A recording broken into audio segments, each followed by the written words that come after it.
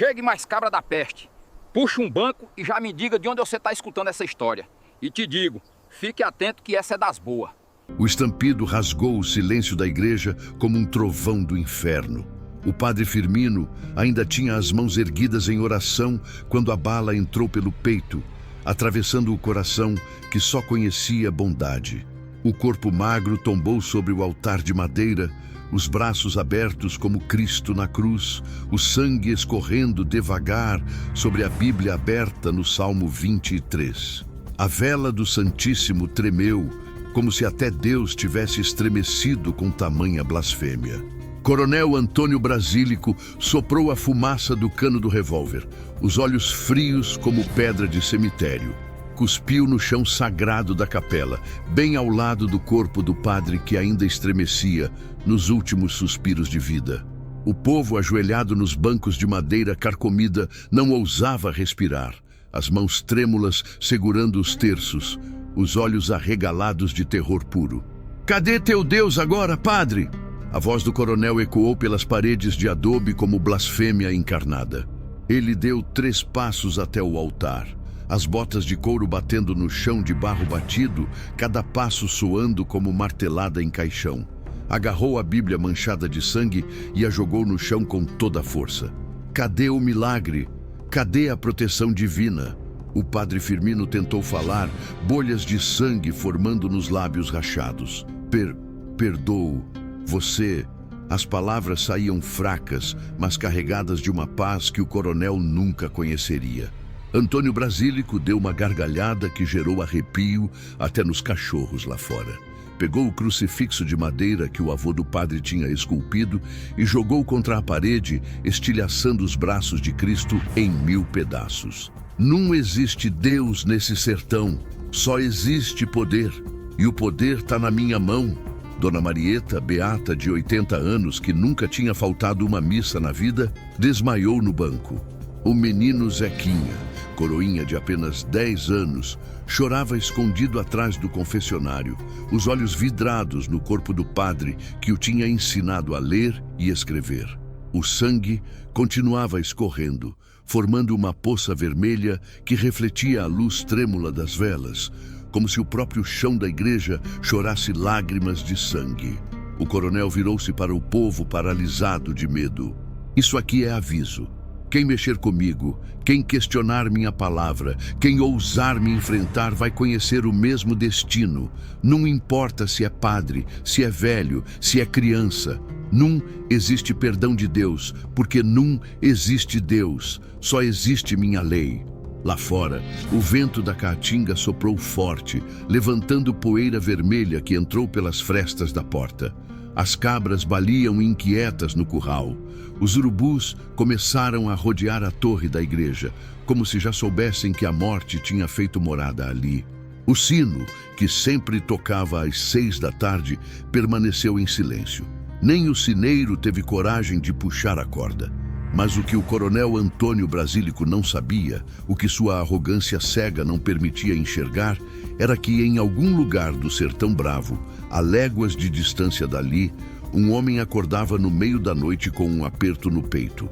Virgulino Ferreira da Silva, o Lampião, sentou-se na rede de um salto, a mão instintivamente buscando o punhal debaixo do travesseiro de palha. Maria Bonita acordou assustada ao lado dele. "Que foi, meu rei? Teve pesadelo?" Lampião olhou para o céu estrelado através das frestas do telhado de palha. Uma estrela cadente riscou a escuridão naquele exato momento. "Não foi pesadelo não, Maria. Foi chamado." "E aí, cabra bom do sertão? Se tu também acha que tem coisa que nem Deus perdoa, deixa teu curtir aí. Bora mostrar que o povo do Nordeste não aceita desaforo, nem de coronel, nem de ninguém. Se inscreve no canal que essa história tá só começando e garanto que o que vem por aí vai fazer até o diabo se benzer. Aperta esse sininho que Lampião ainda tem muita conta para acertar. Oxente, não vai perder não." E foi assim, meu povo, que começou uma das histórias mais arrepiantes do sertão nordestino. Quem conhece essas bandas sabe que certas coisas nunca se esquecem. E o que aconteceu naquela tarde de agosto de 1929 ficou marcado na memória do povo como ferro quente em couro de boi. A capelinha de Nossa Senhora das Dores ficava no povoado de Riacho Seco, bem no meio do nada, entre Pernambuco e Paraíba. Era uma construção simples, de adobe e madeira, com um sino rachado que tocava desafinado, mas com fé. O padre Firmino tinha chegado ali havia 15 anos, mandado pelo bispo de Pesqueira para cuidar daquele rebanho esquecido por Deus e pelos homens. Mas o padre nunca desistiu. Batizava as crianças, casava os namorados, enterrava os mortos e sempre tinha uma palavra de conforto para quem precisava.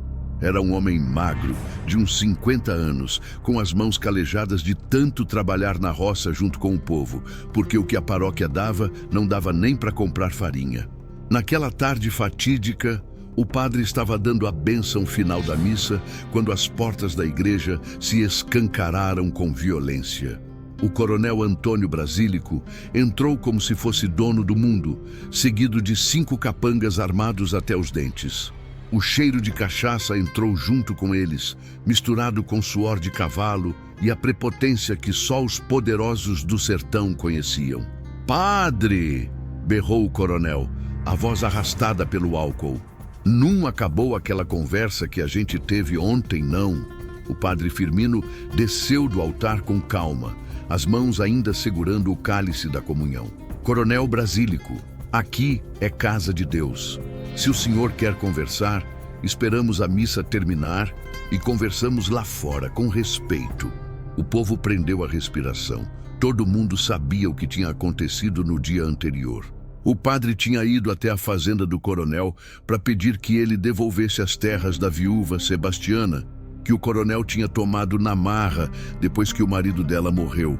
O padre tinha dito, na frente de todo mundo, que roubar terra de viúva era pecado mortal, que Deus castigava quem oprimia os fracos. O coronel tinha rido na cara dele. "Seu padre metido, não existe Deus nenhum. Se existisse, não deixava eu fazer o que eu faço. Eu mato, eu roubo, eu tomo o que eu quero. E cadê o castigo? Cadê o raio que não cai na minha cabeça?" Agora, dentro da igreja, o coronel avançou pelo corredor central pisando forte. "Eu vim aqui na frente de todo mundo para mostrar que o senhor está errado, padre. Não existe Deus, não existe castigo, não existe nada além do poder da bala. Prestem atenção no que vou contar, que essa parte é de gelar o sangue." O padre olhou para o coronel com aqueles olhos mansos que ele tinha, cheios de tristeza, mas sem medo nenhum. "Coronel, o senhor pode não acreditar em Deus, mas Deus acredita no senhor. E ele está vendo tudo que o senhor faz. Um dia a conta vai chegar, e quando chegar, não vai ter dinheiro nem poder que pague." Foi aí que o coronel perdeu a cabeça de vez. Puxou o revólver da cintura, aquele 38 que já tinha tirado a vida de mais de 20 homens. "Então vamos ver se teu Deus te protege, padre." As mulheres gritaram. Os homens se jogaram no chão.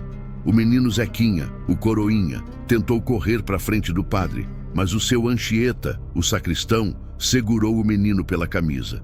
O padre Firmino ergueu as mãos, não em rendição, mas em oração. "Pai, perdoai-lhes, porque não sabem o que fazem." O tiro ecoou como se todas as portas do inferno tivessem se aberto ao mesmo tempo. A bala entrou no peito do padre, do lado esquerdo, direto no coração. O padre cambaleou, os olhos arregalados não de dor, mas de surpresa, como se não acreditasse que alguém pudesse chegar a esse ponto de maldade. Caiu de costas no altar, os braços abertos, a batina preta encharcando de sangue vermelho vivo. A Bíblia, que estava aberta no altar, recebeu o sangue como se fosse tinta sagrada, manchando as palavras do Salmo 23. "Ainda que eu ande pelo vale da sombra da morte, não temerei mal nenhum, porque tu estás comigo." Como meu avô sempre dizia, tem hora que até o céu para olhar. E naquela hora, parecia que o mundo inteiro tinha congelado. O vento parou de soprar. Os passarinhos pararam de cantar. Até as cabras no curral ficaram mudas. O coronel guardou a arma, limpou a mão na calça e cuspiu no chão. Cadê teu Deus agora, povo? Cadê o milagre? Ele chutou o corpo do padre com a bota. Morreu igual qualquer cachorro, porque não existe Deus, não existe justiça, só existe eu, e quem mexer comigo vai para o mesmo lugar. Agarrou a Bíblia manchada de sangue e a rasgou, jogando as páginas sagradas para o alto, como se fosse confete de festa. Pegou o crucifixo de madeira do altar e quebrou no joelho, os pedaços de Cristo caindo no chão feito lenha para a fogueira. Essa igreja agora é minha, esse povoado é meu, tudo que vocês têm é meu. E se alguém questionar, vai conhecer o Padre Firmino lá embaixo. Ele riu, aquela risada de quem perdeu completamente a alma. Aliás, acho que o padre nem chegou lá embaixo, porque se não tem Deus, não tem céu nem inferno. Morreu e apodreceu, e fim. Os capangas do coronel também riram, aquelas risadas vazias de quem vende a consciência por vintém. Zé Baiano, o pior de todos, ainda cuspiu na batina do padre morto. Dona Marieta, que tinha desmaiado, acordou naquele momento e soltou um grito que partiu o coração de quem ouviu. Assassino! Assassino! O senhor vai pagar! Deus vai mandar alguém fazer justiça! O coronel apontou o revólver para ela. Cala essa boca, velha, ou vai fazer companhia pro padre. Mas seu Damião, marido dela, se jogou na frente. Não atira nela não, coronel. Ela tá fora de si, não sabe o que tá falando. O coronel baixou a arma, mas o olhar continuava assassino. Deus vai mandar alguém fazer justiça? Quem? Quem vai ter coragem de me enfrentar? Eu sou a lei aqui, eu sou Deus aqui. E foi assim, meu povo, que o coronel Antônio Brasílico cometeu o maior erro da vida dele. Porque no sertão tem umas coisas que a gente não mexe. Não mexe com mãe de ninguém, não mexe com palavra empenhada e, principalmente, não mexe com casa de Deus. O coronel saiu da igreja rindo, montou no cavalo baio que tinha e sumiu pela estrada, deixando para trás o rastro de poeira vermelha e o cheiro de pólvora misturado com sangue inocente. O povo ficou paralisado por uns minutos que pareceram horas. Depois, devagar, começaram a se mover. As mulheres choravam baixinho, com medo de fazer barulho. Os homens limpavam as lágrimas com vergonha, sabendo que não tinham tido coragem de fazer nada. Zequinha, o menino coroinha, foi o primeiro a se aproximar do corpo. Ajoelhou ao lado do padre, pegou a mão fria dele e começou a rezar com a voz trêmula. Pai nosso que estais no céu. Um por um, o povo foi se juntando. Formaram um círculo em volta do altar manchado de sangue. E ali, naquela igreja profanada, com o cheiro de morte ainda fresco no ar, o povo rezou. Rezou pelo Padre Firmino. Rezou por justiça. Rezou por um milagre. E o milagre, meu povo, já estava a caminho. Naquela mesma noite, a mais de 100 léguas dali, Virgulino Ferreira da Silva acordou com um sobressalto que quase o jogou da rede. O suor escorria pela testa, o coração batia descompassado no peito como tambor de guerra e uma sensação estranha apertava o estômago, como se alguém tivesse enfiado uma faca nas tripas e torcido devagar. Maria Bonita acordou no mesmo instante, a mão já buscando o rifle que ficava sempre ao alcance. Que foi, Virgulino? Tem gente chegando? Lampião se sentou na rede, a respiração pesada, os olhos fixos no nada.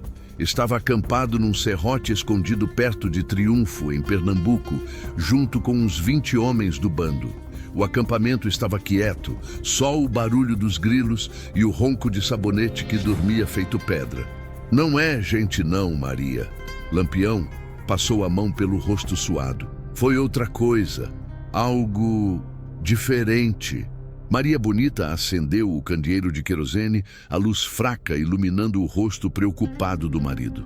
Ela conhecia Virgulino melhor que ninguém no mundo. Sabia quando era pressentimento de emboscada, quando era lembrança ruim, quando era raiva guardada.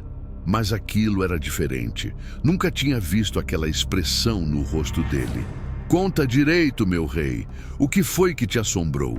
Lampião levantou da rede e caminhou até a beira do acampamento. O céu estava estrelado, a lua minguante mal dava luz. Mas naquele momento exato, uma estrela cadente riscou o céu de ponta a ponta, brilhante como se fosse um risco de fogo no manto da noite. Sonhei com uma igreja, Maria. A voz dele saiu baixa, quase um sussurro. Uma capelinha pequena de adobe, tinha sangue no altar, muito sangue, e um padre morto com os braços abertos, igual Cristo na cruz. Quem conhece sertão sabe que sonho assim não é sonho comum, não, é aviso, é chamado. Maria Bonita sentiu um arrepio subir pela espinha. E tinha mais, continuou Lampião. Tinha um homem rindo, um coronelzão desses que pensam que são donos do mundo. Ele cuspia na Bíblia, quebrava o crucifixo, zoava de Deus. E uma voz que eu nunca ouvi, mas que parecia vir de dentro de mim mesmo, dizia: vai, faz justiça, mostra que Deus não esqueceu do povo. Maria Bonita se levantou e foi até ele, colocou a mão no ombro do marido. Virgulino, você tá com febre? Comeu alguma coisa estragada? Não é febre não, mulher. Lampião se virou para ela e Maria viu algo nos olhos dele que nunca tinha visto antes. Não era raiva, não era sede de vingança, era certeza. Uma certeza absoluta, do tipo que não se discute. Eu sei que parece loucura, mas eu sinto aqui dentro. Ele bateu no peito com o punho fechado. Que tem algo que eu preciso fazer. Alguém tá me chamando e eu vou. O barulho acordou Corisco, que dormia perto. O diabo loiro se levantou num pulo, já com a mão no rifle. Que foi? Tem polícia? Não tem polícia não, Corisco, disse Lampião. Mas acorda o povo. A gente vai sair daqui. Sair para onde, capitão? A gente ia ficar uns dias descansando aqui. Lampião respirou fundo. A gente vai para Riacho Seco. Corisco franziu a testa. Riacho Seco? Aquele povoado perto da divisa com a Paraíba? Que é que a gente vai fazer lá? Não tem nada lá, só umas casinhas pobres e uma capelinha. É justamente para lá que a gente vai. A voz de Lampião tinha aquele tom que todo mundo no bando conhecia. O tom que não aceitava discussão. O tom da decisão tomada. Prestem atenção no que vou contar, que essa parte mostra o lado de Lampião que muita gente não conhece. O rei do cangaço era homem de muitas faces. Tinha a face do terror, que fazia coronel e polícia tremer. Tinha a face do protetor, que defendia o povo pobre. E tinha a face do devoto, que nunca esquecia das orações que a mãe tinha ensinado. Lampião abriu o matulão de couro que carregava sempre e tirou de lá um terço de contas pretas, daqueles de 33 contas que representam os anos de Cristo na Terra.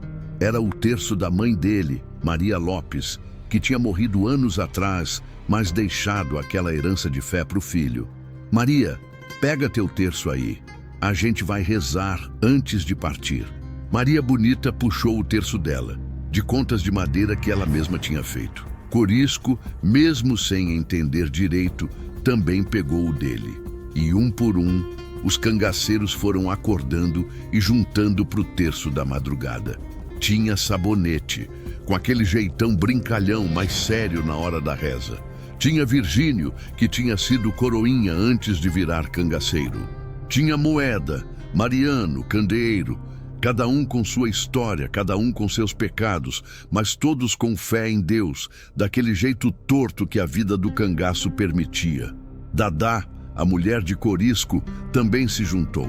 Ela e Maria Bonita se ajoelharam na frente, e Lampião começou a puxar a Ave Maria, com aquela voz grave que contrastava com a delicadeza da oração. Ave Maria, cheia de graça, o Senhor é convosco.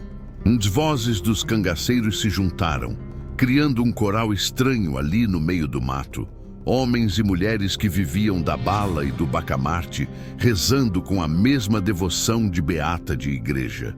Porque no sertão, meu povo, as coisas sempre foram assim. A vida é dura, a morte está sempre perto e a fé é a única coisa que não pesa na matula. Depois do terço, Lampião ficou de pé e olhou para o bando todo reunido. Vocês estão estranhando eu acordar vocês no meio da noite para ir para um povoado que não tem nada, eu sei. Mas eu vou explicar direitinho. Ele caminhou pelo meio do grupo, a luz do candeeiro fazendo a sombra dele dançar nas pedras do serrote. A gente vive nessa vida de cangaço porque a lei dos homens não presta, porque os coronéis fazem o que querem, roubam, matam, tomam o que é dos pobres e a polícia não faz nada porque está no bolso deles. Os homens concordaram com a cabeça. Todo mundo ali tinha sua história de injustiça, sua razão para ter largado a vida honesta e pegado o rifle. Mas tem umas coisas, meu povo, que a gente não pode deixar passar. Tem umas coisas que são sagradas, e uma delas é a casa de Deus. A voz de Lampião ficou mais dura. Eu tive um sonho hoje. Não foi sonho comum, não. Foi aviso. Me mostraram um padre morto dentro de uma igreja, sangue no altar, um coronel rindo e zombando de Deus. Murmúrios de indignação correram pelo grupo. Cangaceiro podia ser muita coisa, mas desrespeitar a igreja era a linha que ninguém cruzava. E a voz que eu ouvi no sonho me disse: vai, faz justiça, mostra que Deus não abandonou o povo. Lampião parou e olhou cada um nos olhos. Eu não sei explicar direito, mas eu sinto que a gente tem que ir para Riacho Seco. Tem que descobrir se esse sonho era aviso do que já aconteceu ou do que vai acontecer. E se já aconteceu, tem que fazer justiça. Corisco deu um passo à frente. Capitão, o senhor sabe que eu vou aonde o senhor mandar, mas me diga uma coisa, o senhor acha mesmo que foi Deus que falou com o senhor? Lampião ficou em silêncio por um momento. Olhou para o céu estrelado, onde a Via Láctea desenhava um caminho de luz no escuro. Corisco, eu já matei muito homem nessa vida. Já fiz muita coisa que sei que vou ter que prestar conta lá em cima. Mas eu sempre respeitei igreja, respeitei padre, respeitei o nome de Deus. E se tem um coronel por aí que matou o padre e zombou de Deus, então ele vai conhecer a fúria não só do cangaço, mas do próprio Deus usando minha mão para fazer justiça. Maria Bonita se levantou e ficou do lado do marido. Eu vou com você, Virgulino. Sempre vou. Eu também vou, disse Dadá. Conte comigo, capitão, disse Sabonete. Um por um, cada cangaceiro manifestou apoio, porque ali, naquele momento, não era só uma questão de seguir o líder. Era questão de fé. Era questão de mostrar que tinha coisas que nem o cangaço, com toda a sua fama de violência, aceitava. Então vamos partir antes do sol nascer, ordenou Lampião. Arruma as cargas, verifica as munições, enche os borós de água. A viagem é longa, uns 3 dias de cavalgada puxada. Oxente, mas como foi que aconteceu? Enquanto o bando se preparava, Lampião voltou para a rede dele e pegou o bentinho que usava no pescoço. Era um pequeno saquinho de pano com terra santa de Juazeiro, benzido pelo padre Cícero em pessoa, anos atrás, quando ele tinha ido até lá buscar a bênção. Padre Cícero, murmurou Lampião segurando o bentinho. Se o senhor está aí em cima olhando, me guie nessa missão, me mostre o caminho certo e me dê força para fazer o que precisa ser feito. O vento soprou naquele momento, trazendo o cheiro de caatinga, de flor de mandacaru, de terra seca esperando pela chuva. E Lampião sentiu aquela mesma certeza que tinha sentido ao acordar. Ele estava sendo chamado, convocado, escolhido para uma missão que ia além da vingança comum, além da justiça do cangaço. Maria Bonita se aproximou com o cavalo dele, o alazão que tinha ganhado de um fazendeiro em Sergipe. Tá tudo pronto, meu rei. Lampião montou, ajustou o chapéu de couro na cabeça, verificou o rifle e os punhais. Mas antes de dar o comando para partir, ele fez algo que surpreendeu até quem já conhecia seus modos. Tirou o chapéu e fez o sinal da cruz. Em nome do Pai, do Filho e do Espírito Santo, Deus nos guie e nos proteja nessa jornada. E assim, meu povo, sob um céu que começava a clarear para o nascente, o bando de Lampião partiu rumo a Riacho Seco. 22 cangaceiros, contando as mulheres, cavalgando em fila pelo meio da caatinga, guiados não pelo mapa, mas por um chamado que vinha de um lugar que eles não sabiam explicar. O que eles não sabiam ainda era que lá em Riacho Seco, enterrado debaixo de uma cruz de madeira tosca, o padre Firmino descansava. E que o coronel Antônio Brasílico, bêbado na fazenda dele, contava vantagem para os capangas sobre como tinha matado um padre e desafiado Deus sem receber castigo nenhum. Mas o castigo, compadre, já estava a caminho. Montado num cavalo alazão, armado até os dentes, com o bentinho no pescoço e a certeza de quem cumpre missão divina. Lampião não era anjo, não, mas naquele dia ia fazer o trabalho que os anjos não podiam fazer. A jornada de 3 dias foi dura como a própria caatinga. O sol rachava a terra, o vento levantava poeira vermelha que entrava nos olhos e na garganta, e a água dos borós ia acabando rápido demais para o gosto de qualquer um. Mas Lampião cavalgava na frente, firme como rocha, sem reclamar, sem parar além do necessário. Na primeira noite, acamparam perto de um olho d'água em Serra Talhada. Enquanto os homens descansavam, Lampião ficou acordado, sentado numa pedra, olhando para o fogo que Sabonete tinha acendido. Maria Bonita veio sentar do lado dele, trazendo um prato de charque com farinha. "Come alguma coisa, Virgulino.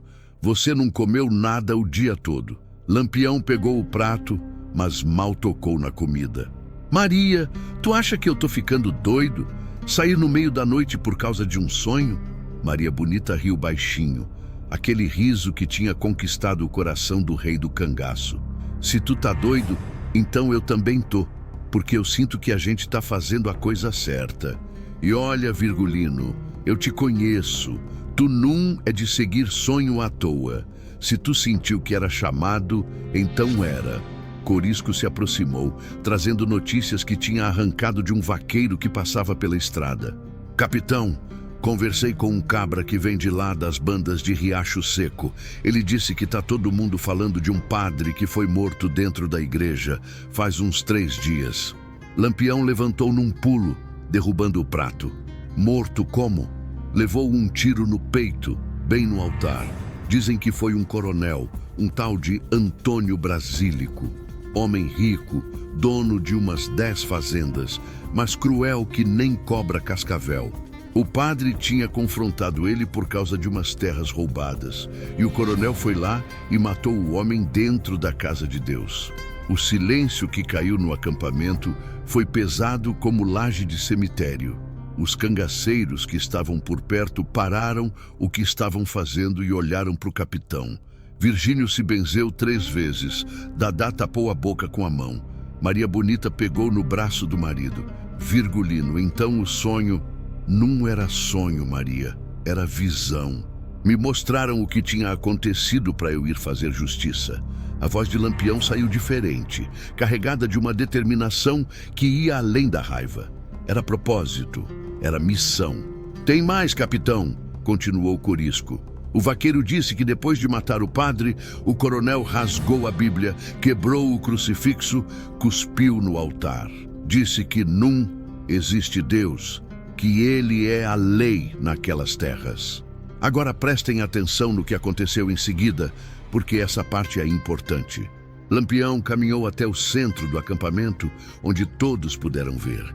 Tirou o chapéu de couro, segurou forte com as 2 mãos e falou alto para todo mundo ouvir. "Meu povo, vocês ouviram o que o Corisco disse. Tem um coronel que não só matou um padre, mas profanou a casa de Deus. Zombou do Santíssimo, desafiou o Criador." Ele fez uma pausa, o olhar varrendo cada rosto iluminado pela fogueira. Esse tipo de coisa, companheiros, não pode ficar sem resposta. Porque se a gente deixa passar, amanhã qualquer sem vergonha acha que pode fazer o mesmo. Sabonete deu um passo à frente. "Capitão, o senhor quer que a gente vá lá e meta bala nesse coronel?" "Não, Sabonete, não é só meter bala não. Isso aí qualquer um faz." Lampião colocou o chapéu de volta. "A gente vai até lá, vai descobrir tudo certinho. Quantos capangas ele tem? onde fica a fazenda, como é a rotina dele. E depois a gente vai dar uma lição que vai ecoar pelo sertão inteiro. Uma lição que vai mostrar que tem certas coisas que nem coronel rico pode fazer sem pagar o preço. Moeda, um cangaceiro baixinho, mas valente que nem Jaguatirica, falou: "E se a polícia estiver por perto, capitão? Riacho Seco é perto de Serra Talhada. Sempre tem macacada rondando. Se tiver polícia, a gente dá um jeito. Mas isso aqui não é questão de polícia nem de governo. Isso aqui é questão entre esse coronel e Deus. E eu sou apenas o instrumento." Lampião tocou no bentinho do pescoço. "Padre Cícero me benzeu com isso aqui e disse que eu tinha uma missão no sertão. Sempre achei que era proteger o povo pobre dos coronéis safados. Mas agora eu entendo que tem mais. Tem a proteção da própria fé. Prestem bem atenção nesse detalhe que vou contar. Naquela noite, antes de dormir, Lampião pediu que todos rezassem de novo. E dessa vez, ele fez uma oração diferente. Uma que ele mesmo inventou na hora. Senhor Deus do céu e da terra, Pai de todos nós que vivemos nesse sertão esquecido, o Senhor sabe que a gente aqui já fez muita coisa errada. Já tirou vida, já causou dor, já andou por caminhos tortos. Mas o Senhor também sabe que a gente nunca desrespeitou sua casa, nunca levantou a mão contra seus servos. E agora tem um homem que fez isso, Senhor. Um homem que não só matou seu padre, mas zombou de seu nome, profanou seu altar, desafiou sua existência. Então eu peço, Senhor, use essa mão aqui." Ele ergueu a mão direita, calejada de tanto puxar gatilho, para fazer sua justiça. "E se a gente tiver que pagar por isso depois, a gente paga. Mas que essa conta seja acertada. Amém." O coro de amém, que veio dos cangaceiros, ecoou pela noite adentro. No segundo dia de viagem, cruzaram com um grupo de retirantes que fugiam da seca. Gente magra, crianças com barriga inchada, mulheres com olhos fundos de tanto sofrer. Lampião mandou parar e distribuiu farinha, charque e rapadura que tinham na carga. Uma velha de uns 70 anos, curvada pelo peso da vida, agarrou a mão de Lampião e a beijou. "Deus te abençoe, meu filho. Tu é bandido para os ricos, mas é santo para os pobres." "Não sou santo não, vó", disse Lampião com um sorriso triste. "Sou apenas um pecador tentando fazer alguma coisa certa nesse mundo errado." "E tu tá indo para onde com esse bando todo?" "Vou fazer uma visita a um coronel que precisa aprender umas coisas sobre respeito." A velha apertou mais forte a mão dele.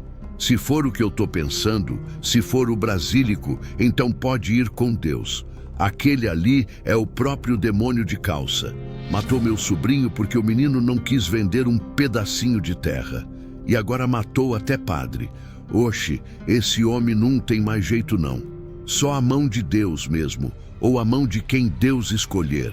Depois que os retirantes seguiram viagem, Maria Bonita comentou: "Tá vendo, Virgulino? Até o povo já tá dizendo que tu é a mão de Deus." "Não é a mão de Deus não, Maria. É só a mão de um cangaceiro velho que ainda tem um pingo de fé e que não aceita ver certas coisas acontecerem." Mas por dentro, Lampião sentia aquele peso de missão crescendo cada vez mais. Não era só vingança, não era só justiça do cangaço. Era algo maior, mais profundo, que ele não conseguia explicar direito, mas que sentia com cada fibra do corpo.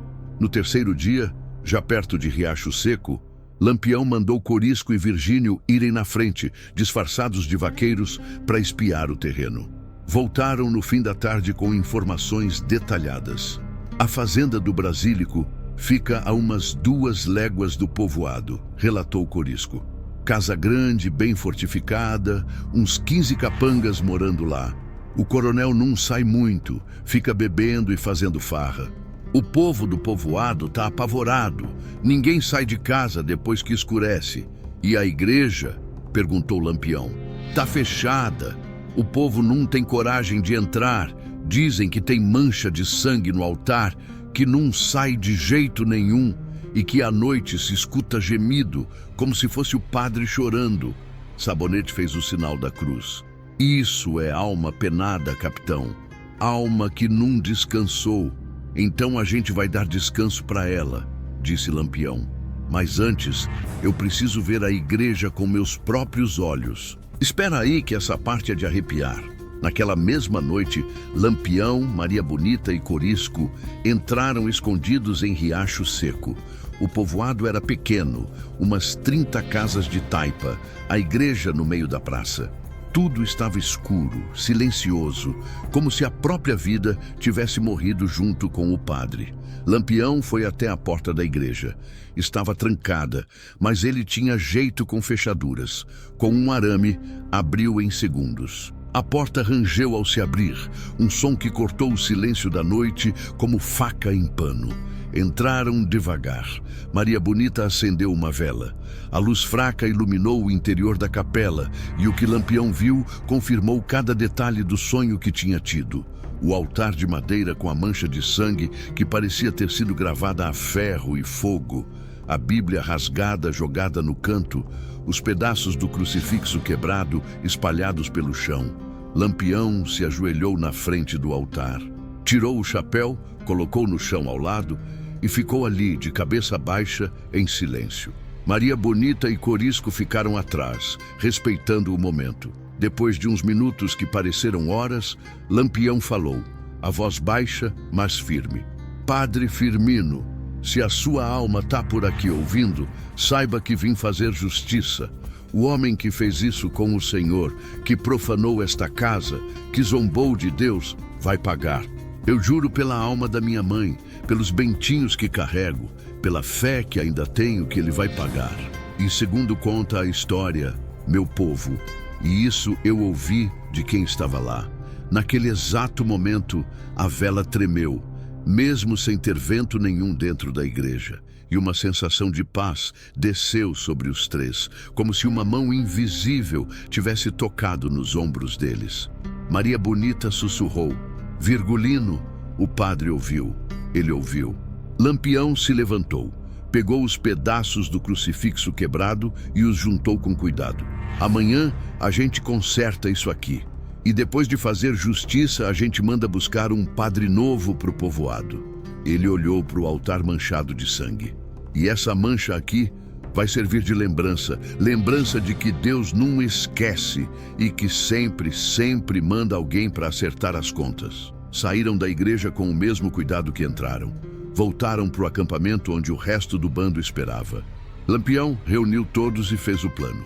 Amanhã de manhã cedo, Corisco, você leva 5 homens e cerca a fazenda por trás. Sabonete, você leva outros 5 e fecha a estrada. Eu, Maria, Dadá e o resto vamos pela frente. Quando o sol estiver alto, quando o coronel estiver na varanda tomando cachaça como faz todo dia, a gente vai bater na porta dele. E se ele reagir? Perguntou Moeda. Se reagir, a gente reage também. Mas eu quero ele vivo. Vocês estão ouvindo? Eu quero ele vivo para pagar pelos pecados dele direitinho. Morte rápida é pouco para quem fez o que ele fez. Os cangaceiros concordaram. Verificaram as armas, prepararam as munições, afiaram os punhais. E antes de dormir, mais uma vez rezaram. Rezaram pelos que iam morrer no dia seguinte, pelos que iam matar, por suas próprias almas que já estavam pesadas demais. E lá de cima, entre as estrelas, quem sabe o padre Firmino não estava olhando também, esperando pela justiça que a lei dos homens nunca daria, mas que a justiça de Deus, usando as mãos de um cangaceiro, estava prestes a entregar.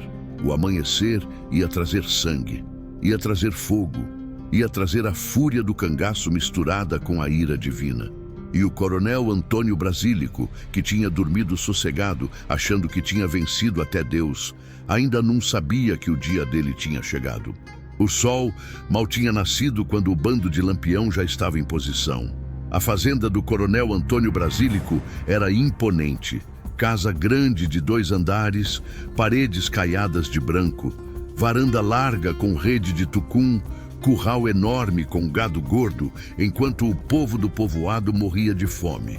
Era a cara da injustiça do sertão, opulência construída em cima do sangue e suor dos pobres. Corisco e seu grupo já tinham cercado os fundos da propriedade, escondidos atrás do chiqueiro de porcos e do galinheiro. Sabonete e seus homens controlavam a estrada, garantindo que ninguém entrasse nem saísse. E Lampião, na frente com Maria Bonita, Dadá, Virgínio, Moeda e Candeeiro, observava da sombra de um pé de juazeiro a uns 200 metros da casa.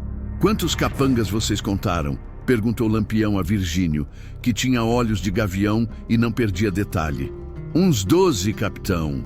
6 no curral, 3 na varanda, 3 dentro de casa, todos armados, mas relaxados, num tão esperando visita. E o coronel tá na rede da varanda igual todo dia. Já começou a beber pelo jeito da garrafa na mão." Lampião sorriu, mas não era sorriso de alegria. Era sorriso de quem sabe que a caça está no laço. "Então vamos chegar perto, devagar, usando as árvores de cobertura. Quando eu der o assobio de sabiá, todo mundo avança junto." Maria Bonita checou o rifle pela 3ª vez. "Virgulino, tem muita gente armada aí. Se começar tiroteio, se começar, a gente termina. Mas eu quero evitar. O coronel, eu quero vivo. Os capangas. Bom, vai depender se eles são espertos ou burros." Começaram a avançar. Cada movimento calculado, cada passo silencioso como pisada de onça na caatinga. Lampião tinha aprendido com os índios como se mover sem fazer barulho, como usar a terra a favor, como se tornar sombra quando precisava. Chegaram a 100 metros, 50 metros, 30 metros. Os capangas na varanda conversavam e riam, completamente desatentos. Um deles contava vantagens sobre uma moça que tinha conquistado, que na verdade tinha forçado, porque capanga de coronel não conquista. Toma, 20 metros. Lampião podia ver o rosto do coronel Antônio Brasílico agora. Era um homem grande, de uns 50 anos, barriga proeminente de quem come bem enquanto os outros passam fome, bigode grisalho aparado, roupas caras, anel de ouro no dedo, corrente de ouro no pescoço. Riqueza ostentada, enquanto o povo do povoado não tinha nem sapato nos pés. 10 metros. O coronel levantou a garrafa de cachaça e gritou: "Zé Baiano, traz mais uma garrafa aqui, que essa já tá acabando. E chama aquelas 2 negrinhas que eu trouxe da fazenda do Teixeira, que eu tô querendo fazer uma festinha." Zé Baiano, o capanga que tinha cuspido na batina do padre morto, apareceu na porta. "Já vou buscar, patrão." Mas e aquele problema do povoado? O povo tá falando que o quê? Que vão chamar a polícia? O coronel riu alto. "A polícia tá no meu bolso, seu burro. E o padre morreu e não aconteceu nada. Cadê o castigo de Deus? Cadê o raio que nunca caiu na minha cabeça?" Foi aí que Lampião deu o assobio. Um assobio perfeito de sabiá laranjeira, idêntico ao do pássaro de verdade. Mas para os cangaceiros era sinal de ataque. "Oxente, mas como foi que aconteceu?" Em 3 segundos, o bando inteiro saiu da cobertura e avançou. Lampião foi direto para a varanda, o rifle apontado para o peito do coronel. Maria Bonita e Dadá surgiram pelos lados. Corisco e seu grupo invadiram pelos fundos. Sabonete chegou pela estrada com seus homens. Os capangas na varanda tentaram pegar as armas, mas já era tarde. "Deixa as armas no chão ou vocês viram peneira!" gritou Lampião. O coronel Antônio Brasílico quase caiu da rede de susto. A garrafa de cachaça escapou da mão e se espatifou no chão de tábua da varanda. Ele ficou branco como algodão, os olhos arregalados. Quem é você?" Lampião subiu os 3 degraus da varanda com calma, o rifle nunca saindo do alvo.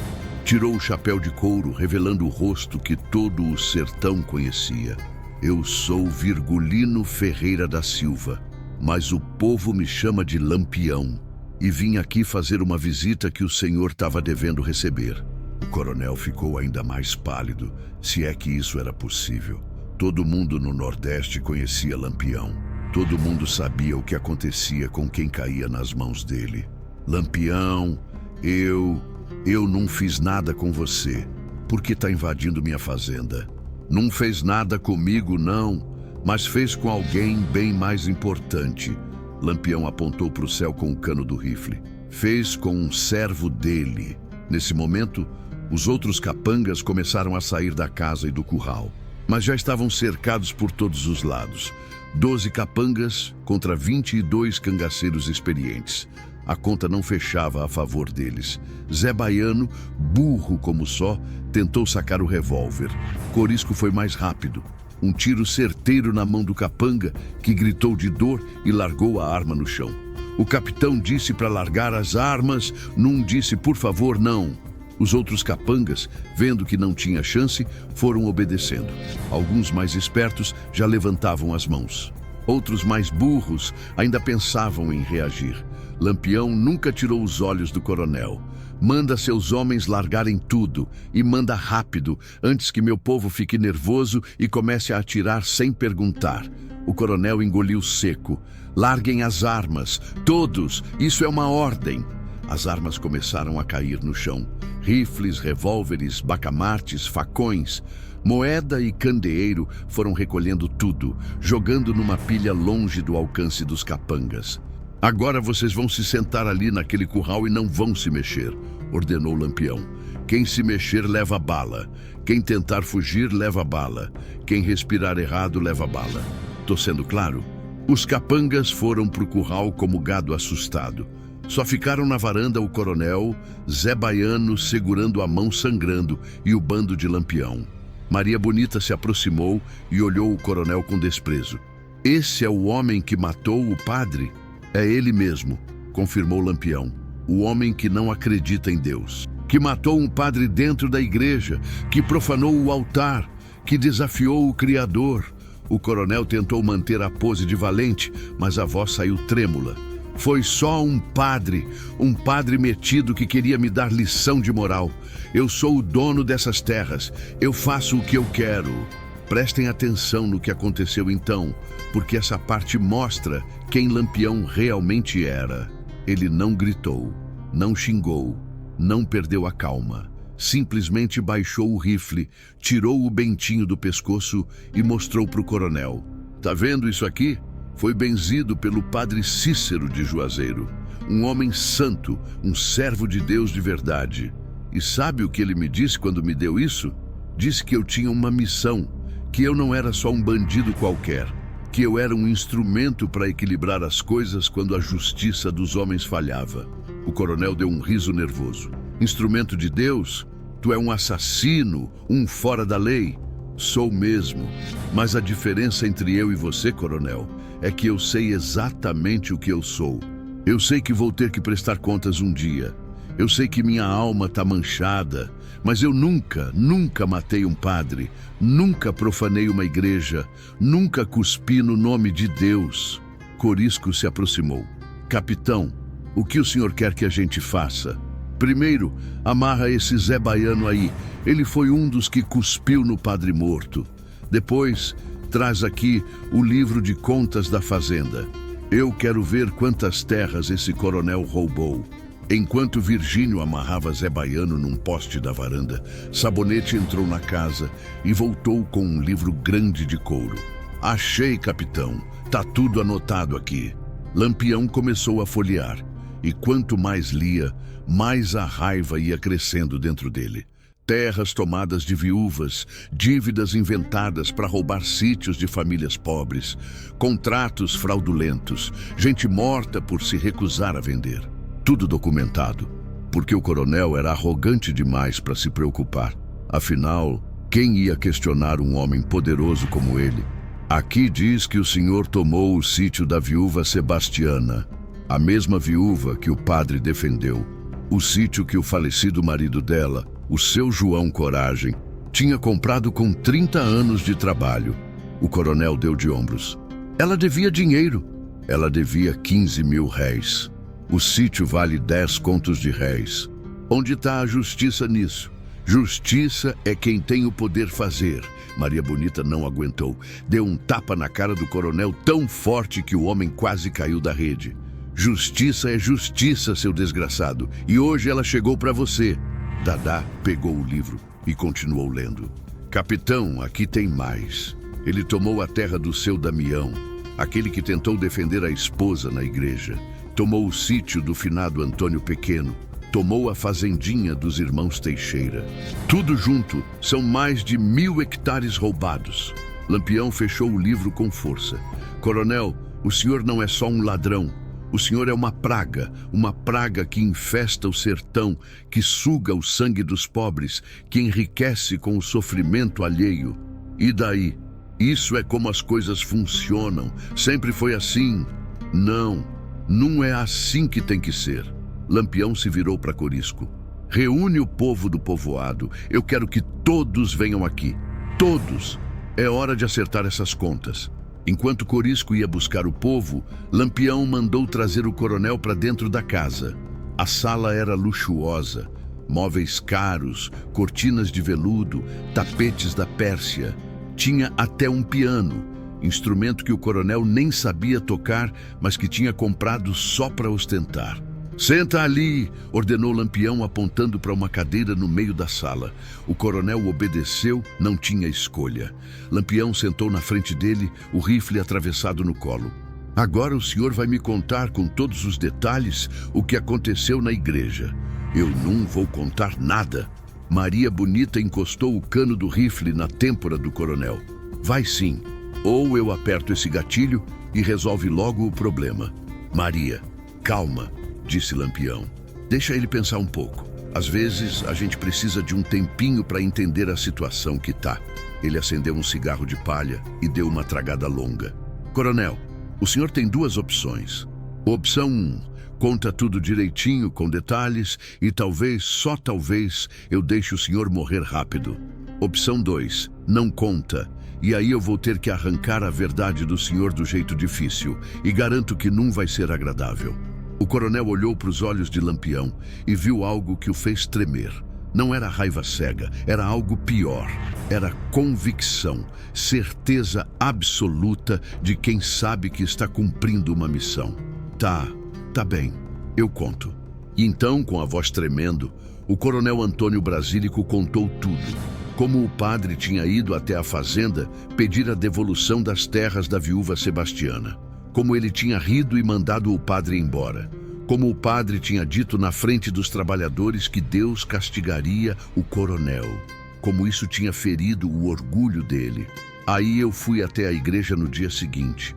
Entrei durante a missa e disse para todo mundo ouvir que não existe Deus, que só existe poder e que quem tem o poder sou eu. E o padre, o que ele disse? Ele disse que Deus tinha paciência, mas que a paciência tem limite, que um dia a conta chegaria, que eu podia não acreditar em Deus, mas que Deus acreditava em mim. O coronel limpou o suor da testa. Isso me deixou com raiva, muita raiva. Então eu puxei a arma e atirou num homem desarmado, dentro da casa de Deus. Eu atirei. E depois eu quis mostrar que não ia acontecer nada, que Deus não existe. Então eu cuspi no altar, rasguei a Bíblia, quebrei o crucifixo. O silêncio que se seguiu foi pesado. Até os cangaceiros, acostumados com violência, ficaram chocados com o relato. Uma coisa era matar. No sertão, a morte era companheira constante. Outra coisa muito diferente era profanar o sagrado daquele jeito. Lampião se levantou devagar, andou até a janela e olhou lá fora.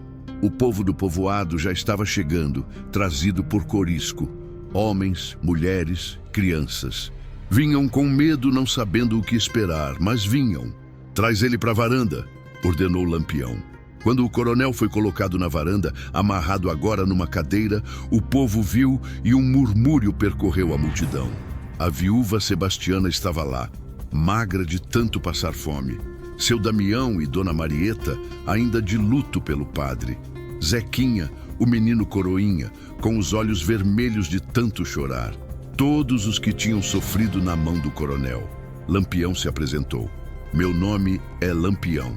Vim aqui porque tive um chamado para fazer justiça. E justiça é o que vai ter hoje." Pegou o livro de contas e começou a ler em voz alta. Cada terra roubada, cada dívida inventada, cada injustiça cometida. A cada nome lido, uma pessoa na multidão chorava, lembrando do sofrimento que tinha passado. Esse homem aqui, continuou Lampião apontando para o coronel, não só roubou de vocês, ele matou o padre Firmino, matou dentro da igreja e depois profanou a casa de Deus.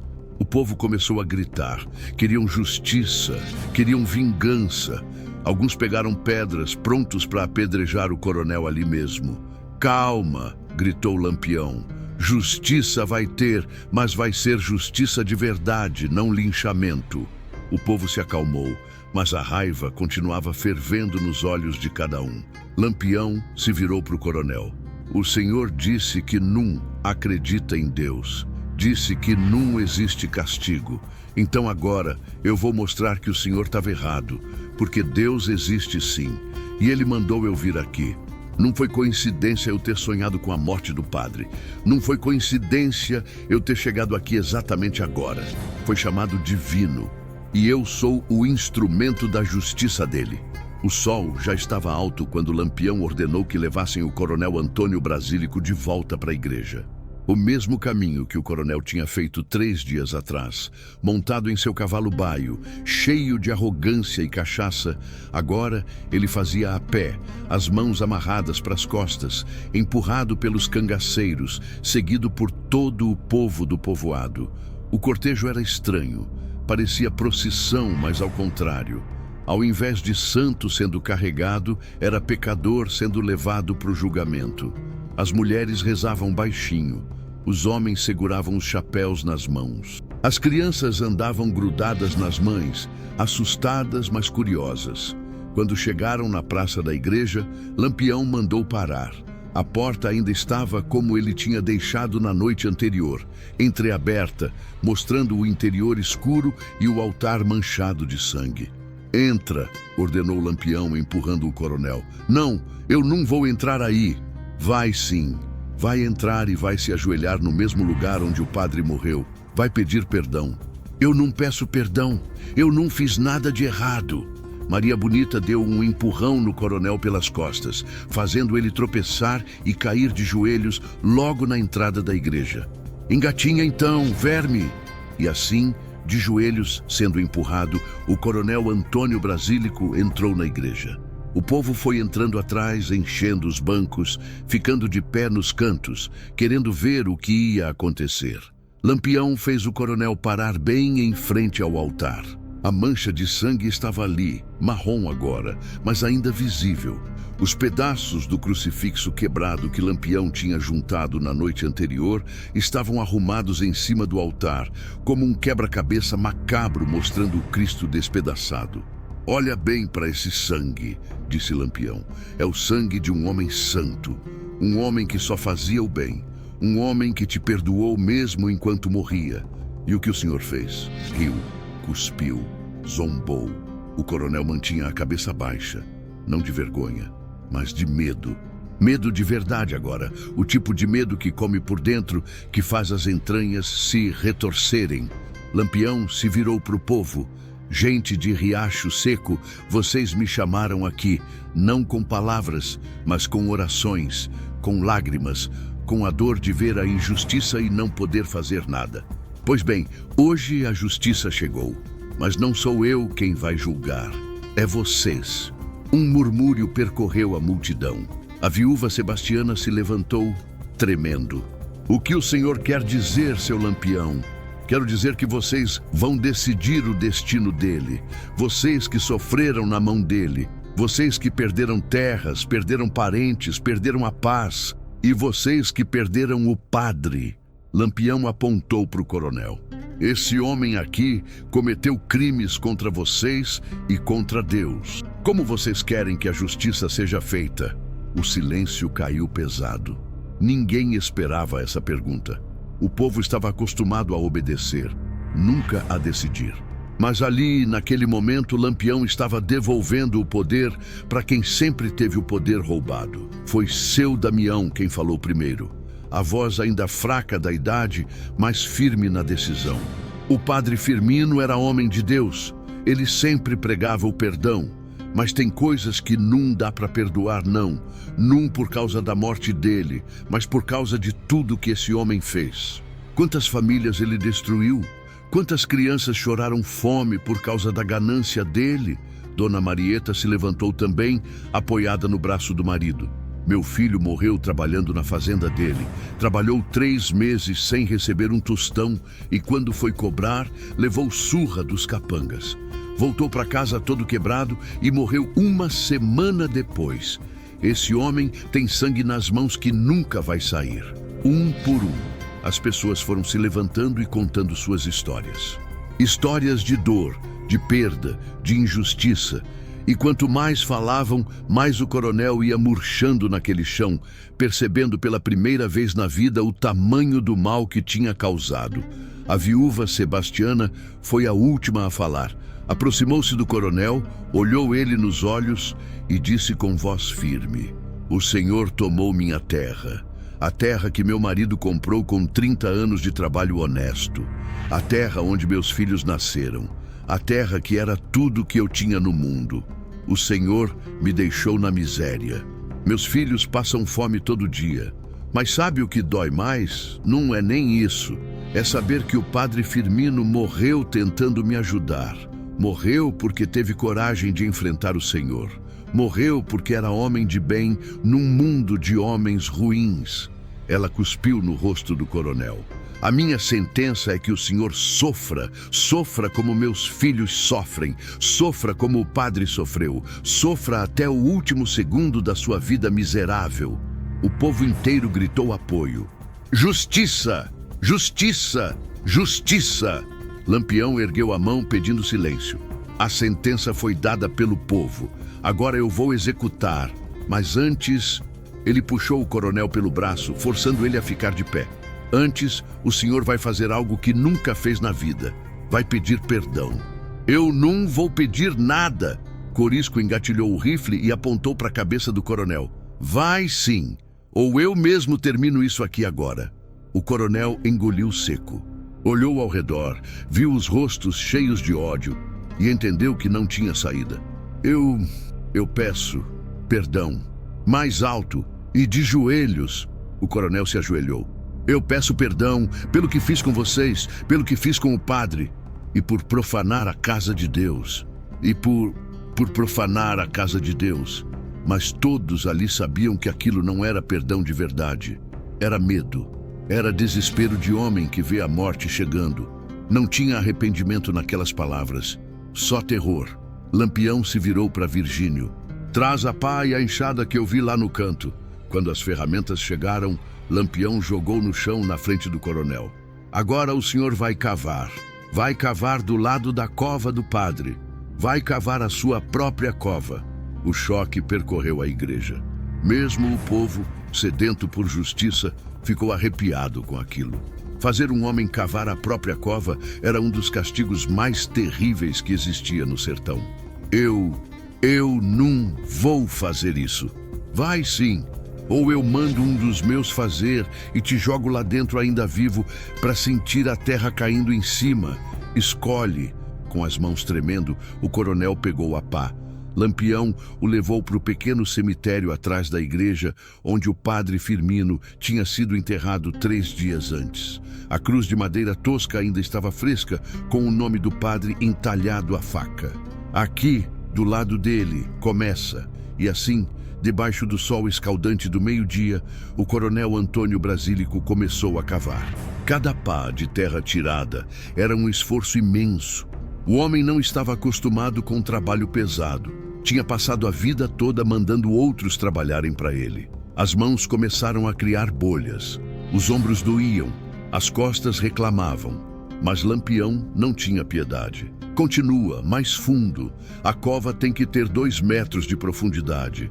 O povo assistia em silêncio.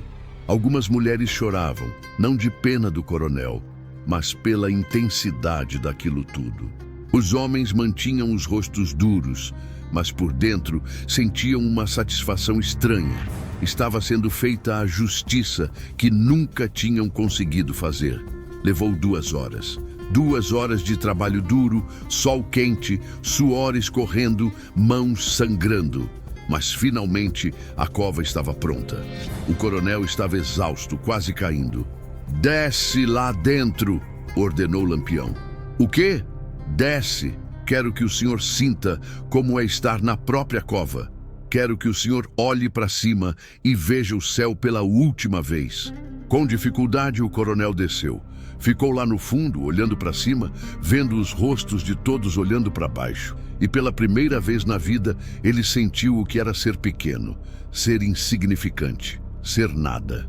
"Como é que é, coronel?" gritou Lampião lá de cima. "Como é que é saber que sua vida está terminando? Como é que é sentir que não adianta dinheiro, não adianta poder, não adianta nada?" O coronel não respondeu. Estava chorando agora, lágrimas de medo escorrendo pelo rosto sujo de terra. "Sabe qual é a diferença entre o senhor e o padre Firmino? O padre morreu perdoando, morreu em paz, sabendo que ia para o lado de Deus. O senhor vai morrer com medo, sabendo que vai para o outro lado. Para o lado onde os assassinos, os ladrões, os profanadores vão pagar por tudo o que fizeram." Lampião mandou que puxassem o coronel de volta. Quando ele saiu da cova, mal conseguia ficar em pé. Os cangaceiros o seguraram pelos braços. "Leva ele de volta para a igreja", ordenou Lampião. De volta ao altar, Lampião fez o coronel se ajoelhar uma última vez. Pegou os pedaços do crucifixo quebrado e os colocou na frente dele. "Esse crucifixo o Senhor quebrou. Cristo o Senhor despedaçou. Agora vai juntar os pedaços. Vai colar com suas próprias lágrimas. Vai reconstruir o que destruiu. Não tem como juntar isso exatamente, assim como não tem como juntar a vida do padre que o Senhor tirou, assim como não tem como juntar as famílias que o Senhor destruiu, mas o Senhor vai tentar. Vai passar os últimos minutos da sua vida tentando consertar o que quebrou." E ali, naquele altar manchado de sangue, o coronel Antônio Brasílico pegou os pedaços de madeira com as mãos trêmulas e tentou juntá-los, mas não colavam. Caíam, escorregavam. Era impossível. Lampião assistiu por alguns minutos. Depois disse: "Chega. O senhor tentou e não conseguiu. Igual não consegue consertar o mal que fez. Chegou a hora da sentença final." O povo prendeu a respiração. Maria Bonita e Dadá seguravam os terços, rezando baixinho. Os cangaceiros mantinham as armas prontas, caso algum dos capangas do coronel, que ainda estavam presos no curral da fazenda, tentasse algo. "Coronel Antônio Brasílico, o senhor foi julgado pelo povo de Riacho Seco. Foi considerado culpado de assassinato, roubo, profanação e inúmeros outros crimes. A sentença é morte. Mas antes de executar a sentença, eu vou devolver tudo que o senhor roubou." Lampião puxou o livro de contas e começou a rasgar as páginas. "Viúva Sebastiana, sua terra está devolvida. As escrituras falsas que o coronel fez, eu tô rasgando aqui. Seu Damião, sua fazendinha também está devolvida. Irmãos Teixeira." E foi assim, rasgando página por página, devolvendo simbolicamente tudo que o coronel tinha roubado. Depois chamou Sabonete. "Vai na fazenda, abre o cofre, que eu sei que tem um no quarto do coronel, e traz todo o dinheiro aqui. Vamos dividir entre as famílias que foram roubadas." Quando Sabonete voltou com o dinheiro, eram dezenas de contos de réis, uma fortuna. Lampião dividiu entre o povo. Cada família recebeu conforme tinha perdido. A viúva Sebastiana recebeu 10 contos, mais do que suficiente para reconstruir a vida. Os outros também receberam suas partes. O coronel assistia tudo aquilo com desespero. Estava vendo sua vida inteira sendo desfeita, seu poder sendo destruído, sua fortuna sendo distribuída. "Agora sim", disse Lampião pegando o rifle. "Agora a justiça está completa. O senhor perdeu tudo o que tinha e agora vai perder a única coisa que ainda resta: a vida." Lampião apontou o rifle para o peito do coronel, exatamente no mesmo lugar onde o coronel tinha atirado no padre. "Tem alguma última palavra?" O coronel, com a voz completamente quebrada, disse: Deus existe?" Foi a primeira vez que ele fez essa pergunta com sinceridade. Não era zombaria, era dúvida real, medo real, necessidade real de saber. Lampião baixou o rifle. Existe sim, coronel, e agora o senhor vai conhecer ele pessoalmente e vai ter que prestar contas por tudo que fez. Mas então, algo inesperado aconteceu. Zequinha, o menino coroinha de 10 anos, se levantou do banco onde estava. Caminhou até a frente, passou por Lampião e ficou na frente do coronel. Seu Lampião, disse o menino com a voz tremendo, mas firme. O padre Firmino sempre dizia que a gente tinha que perdoar. Que perdoar era o mais difícil, mas era o que Deus queria. E que mesmo para os piores, tinha que ter chance de arrependimento verdadeiro. Lampião olhou para o menino surpreso. Zequinha, esse homem matou o padre, teu padre, o homem que te criou como filho. Eu sei, e eu odeio ele por isso, mas... O menino começou a chorar. Mas o padre Num ia querer que mais sangue fosse derramado no altar dele. Num ia querer que a igreja virasse lugar de execução. O silêncio que caiu foi profundo. Todo mundo esperava pela reação de Lampião. Maria Bonita se aproximou e sussurrou. Virgulino, o menino tem razão. O padre não ia querer isso. Lampião ficou parado, o rifle ainda na mão, olhando para o coronel que estava ajoelhado, olhando para o menino que chorava, olhando para o povo que esperava. E ali, naquele momento, ele entendeu algo importante. Justiça não era só punição. Às vezes, justiça era algo maior. O senhor tem razão, menino, disse Lampião finalmente, baixando a arma. O padre Firmino não ia querer mais sangue na igreja dele. Ele se virou para o coronel. O senhor teve sorte. A inocência desse menino te salvou da morte, mas não te salva da justiça. Lampião chamou Corisco e Sabonete. Peguem ele, vamos fazer diferente. Levaram o coronel de volta para a fazenda, agora completamente vazia. Os capangas tinham fugido quando viram o que estava acontecendo, sabendo que se ficassem, seriam os próximos. Essa fazenda agora é do povo de Riacho Seco, declarou Lampião. Vão dividir entre as famílias, fazer um trabalho conjunto, todo mundo comendo do que plantar. Ele olhou para o coronel. E o senhor vai embora. Vai sair daqui sem nada, como o povo que o senhor roubou ficou. Vai sentir na pele o que é ser pobre, ser rejeitado, ser ninguém. Eu não tenho para onde ir. Problema seu. O senhor tinha a oportunidade de ser bom, de ser justo, de usar o poder para fazer o bem. Escolheu ser demônio. Agora vai viver como os demônios vivem, sem paz, sem lar, sem nada. Mas antes de liberar o coronel, Lampião fez uma última coisa. Pegou uma faca de ponta e na testa do coronel gravou uma cruz pequena, mas profunda. Para todo mundo que olhar para sua cara, saber que o senhor foi julgado e condenado. Para nunca esquecer o que fez. E para servir de aviso, profanar a casa de Deus tem consequência. O coronel gritou de dor, o sangue escorrendo pela testa. Mas era dor pequena perto de tudo que ele tinha causado. Agora vai, disse Lampião empurrando ele. Some daqui. Se eu ver você de novo por essas bandas, aí sim eu termino o serviço. E garanto que da próxima vez nem a inocência de 1000 meninos vai te salvar. O coronel Antônio Brasílico saiu cambaleando, sem nada, sem ninguém, com apenas a roupa do corpo e a marca na testa. Sumiu pela estrada e dizem que nunca mais foi visto na região. Alguns dizem que morreu de fome na beira de uma estrada. Outros dizem que ficou louco, vagando pelo sertão, falando sozinho sobre padres e sangue e justiça divina. Lampião voltou para a igreja com o bando. O povo estava lá, esperando. Quando ele entrou, todos se levantaram. A justiça foi feita, anunciou Lampião. Não da forma que eu planejava, mas da forma que o padre Firmino ia querer. O coronel perdeu tudo. Vocês ganharam de volta o que era de direito. E mais importante, vocês recuperaram a dignidade. A viúva Sebastiana se aproximou, pegou a mão de Lampião e a beijou. Deus te abençoe, Lampião. Tu não é bandido, tu é anjo. Não sou anjo não, dona Sebastiana. Sou apenas um homem tentando fazer o que é certo num mundo que esqueceu o que é certo. Lampião olhou para o altar. A mancha de sangue continuava lá. Ele sabia que nunca ia sair. E tudo bem, ia servir de lembrança.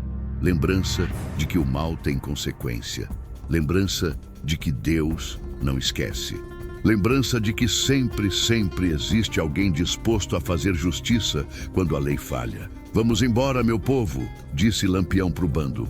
Nosso trabalho aqui terminou. Antes de partir, ele foi até o túmulo do padre Firmino. Ajoelhou, tirou o chapéu e rezou uma última oração. Padre, eu fiz o que pude. Não matei o homem porque o Senhor não ia querer, mas dei a ele castigo pior que a morte. Tirei tudo que ele tinha, inclusive a alma. Espero que o Senhor, lá de cima, esteja em paz agora. O vento soprou naquele momento, suave, carregando o cheiro de flor de mandacaru. E Lampião sentiu de novo aquela paz estranha, aquela certeza de missão cumprida. Montou no cavalo alazão, Maria bonita ao lado. O bando formou a fila e, assim como tinha chegado, saiu, em silêncio, como sombras da caatinga, deixando para trás uma história que seria contada por gerações. O povo de Riacho Seco ficou na praça acenando. Zequinha, o menino coroinha, levantou a mão em despedida. E Lampião sorriu. Aquele sorriso raro que poucas pessoas conheciam. O sorriso de quem sabe que naquele dia tinha feito algo que valia a pena. E diz a lenda, meu povo, que naquela noite, pela primeira vez desde a morte do padre, o sino da igreja tocou sozinho. 3 badaladas claras que ecoaram pela caatinga adentro. O povo disse que era o padre Firmino, lá do céu, tocando o sino em agradecimento. Se foi ou não foi, ninguém pode dizer com certeza. Mas uma coisa todo mundo sabe. Naquele dia, a justiça foi feita. Não a justiça dos homens, que é falha e corrompida, mas a justiça de Deus, usando as mãos de um cangaceiro que, apesar de todos os pecados, ainda guardava um pouco de fé no coração. E essa, compadre, é a história verdadeira de como Lampião foi chamado por Deus para fazer justiça, de como um sonho virou missão, de como um bandido virou instrumento divino, e de como um coronel que zombou de Deus aprendeu do jeito mais duro possível que certas coisas nesse sertão bravo nunca devem ser profanadas. Lampião não era bandido, era o braço da justiça que a lei esqueceu e que Deus não abandonou.